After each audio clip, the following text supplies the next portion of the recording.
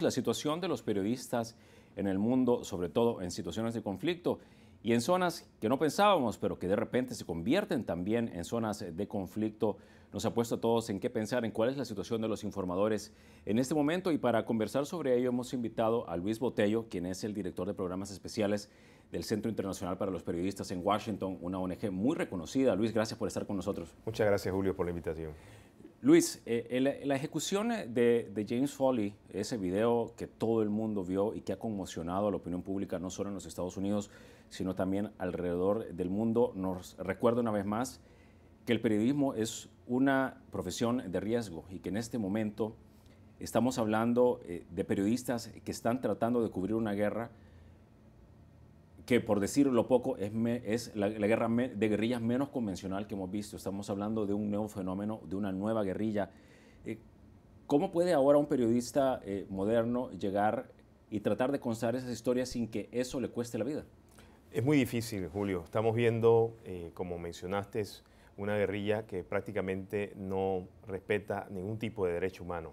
Antes, por lo general, algunos grupos irregulares o alzados en armas, como le queríamos llamar, en ocasiones incluso hasta negociaban con las personas con los que querían tratar o conquistar. Ahora estamos ante una situación donde no sabemos ni siquiera de dónde son ni de dónde vienen, porque podrás entender que ISIS está conformado por gente de muchísimas naciones. De hecho, la persona que ejecuta al periodista Foley tiene un acento de Inglaterra, claro, inglés. Y de hecho, eso hace que se convierta en una organización multinacional, si pudiéramos llamarlo, un crimen organizado en donde los derechos humanos no les importan ni tampoco hay valor por la vida, que fue lo que vimos. Entonces, los periodistas hoy en día tienen un problema muy serio que obviamente se traslada también a la ciudadanía que intenta tal vez en ocasiones reportar lo que está ocurriendo y su vida también corre en peligro porque tratan de informar tal vez asuntos que esta organización no quiere. Entonces, los periodistas, muchas organizaciones de hecho se han retirado del área, muchas organizaciones han preferido no cubrir, por ejemplo, Irán.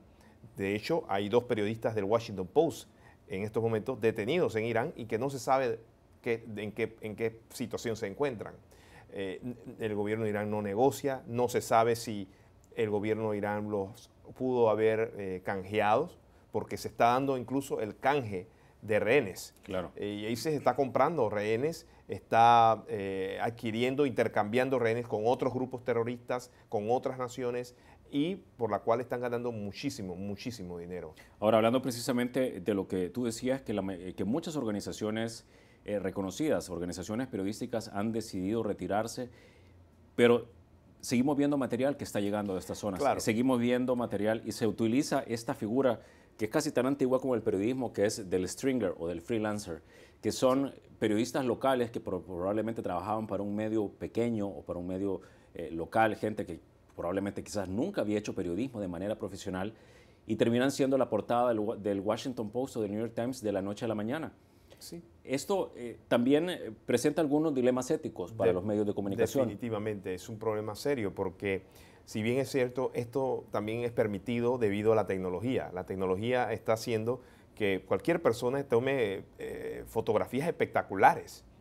Ya no tiene que ser este gran fotoperiodistas. Ciudadanos tienen sus celulares y están produciendo fotografías de gran calidad que si captan un momento importante para los medios de comunicación lo van a utilizar. Claro. Y eso está haciendo también que el control sobre lo que se está cubriendo no se pueda tener. Los filtros éticos, las ediciones que uno puede hacer para verificar información o no, es muy difícil hacerlo. Y los medios de comunicación no tienen el personal ya para cubrir el mundo como lo hacían antes. Las grandes cadenas internacionales han reducido sus presupuestos, producto de los cambios tecnológicos que han hecho que la industria de los medios prácticamente haya sido transformada de la noche a la mañana y sus ingresos no sean lo que eran antes. En ese sentido, han dependido cada vez más de estos freelancers o stringers y estos a su vez ponen sus vidas en riesgo, no tienen los mismos estándares éticos ni la capacidad en ocasiones de entender los riesgos que conlleva tal vez entrar a una zona de peligro como la que estamos viviendo en la frontera de Siria con Irak. Ahora es también entonces responsabilidad de los medios el tratar no solo de proteger a su personal, sino también de respetar esos estándares éticos por los que son conocidos, ¿no? Definitivamente, yo creo que ahora más que nunca va a haber que revisar todos esos estándares que tienen las grandes cadenas que cubren los eventos mundiales más importantes y revisar realmente cuál es la relación que van a tener con estos stringers, hasta qué punto van a permitir que los freelancers arriesguen sus vidas y ellos sin ningún tipo de responsabilidad. Yo creo que en el caso de Foley estaba respaldado por un medio no tradicional, que es el Global Post, un medio en línea, y que tenía todo el apoyo del medio de comunicación. Pero esto no es el mismo caso de muchos otros fotoperiodistas o camarógrafos y stringers que están trabajando en áreas de muchísimo peligro y que no tienen tal vez una organización que les diga, en esta zona no vamos a entrar. Precisamente de eso iba a preguntarte. Ustedes trabajan como periodistas de todo el mundo y muchas veces también en zonas de conflicto, en zonas calientes, si se quiere. ¿Qué te cuentan esos colegas que tienen que estar ahí? Antes de cámara me contabas que incluso ISIS, por ejemplo, llega a cobrar un impuesto por llevar a Sí. gente y hacer cobertura. ¿Qué te cuentan ellos? Bueno, definitivamente existe un mercado negro en donde se extorsiona a las personas que quieran pasar por un lugar. Existe cobro por acceso a fuentes de información. Es un mercado realmente no regulado que ellos imponen. Y en ese sentido han logrado sacar millones y millones de dólares incluso de gobiernos que tratan de pagar la extorsión que solicita ISIS para la liberación de sus nacionales. Y en el caso de los periodistas es lo mismo. Los periodistas en ocasiones arriesgan sus vidas tratando de llegar a esas fuentes que en ocasiones terminan siendo sus propios captores y caen en la trampa. Bueno, se ocurrió con el primero periodista de Estados Unidos, Daniel Pearl. Eso fue lo que le ocurrió. Fue en 2012 esto, sí. sí. Exactamente, cuando él se va a la fuente que supuestamente lo iba a esperar para darle la información, la fuente prácticamente se presume fue la que planeó, lo entregó para que fuera parte de la extorsión que luego los talibanes querían hacer. Entonces es una situación muy delicada, nosotros cuando trabajamos en estos lugares, por ejemplo en Egipto, donde fuimos expulsados injustamente por el gobierno que toma el país, vemos que los periodistas tratan lo mejor que pueden de hacer la información, pero desafortunadamente no existen las instituciones democráticas en la mayoría de estos países que pueda garantizar la vida de nadie.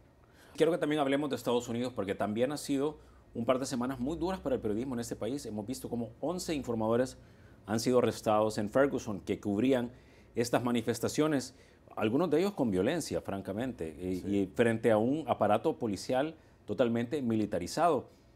¿Qué pasa en Estados Unidos? ¿Se presumía que era el país más libre para ejercer periodismo? Bueno, y creo que todavía lo es, pero desafortunadamente existe en este país un capítulo que nunca termina, que es la situación racial de este país, los niveles de discriminación que aún existen en muchas ciudades y en muchas partes del país, hacen que cuando se cubre este tema, como se dio el caso de Trayvon Martin en Florida, ahora este caso Michael Brown en Ferguson, hace que la cobertura que se dé alrededor de estos casos sea de una manera tan tensa que llega hasta estos niveles.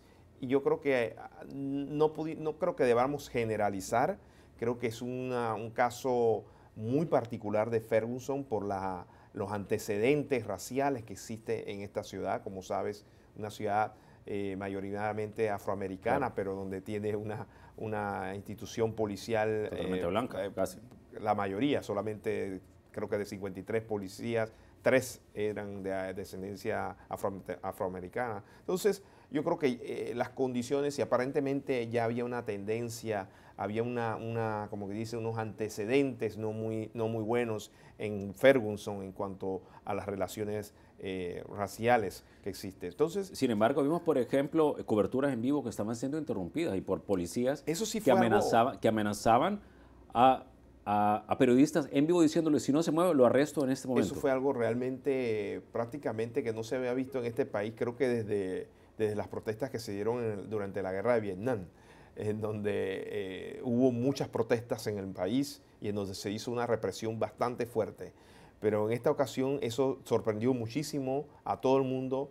He conversado con muchísimos periodistas y todos han quedado totalmente impresionados con la reacción de la policía de Ferguson, que pareciera ser, ya venía, como dije, con problemas de cómo se maneja en la ciudad, y trataron, creo que, de hacer lo mismo con los medios de comunicación y se equivocaron.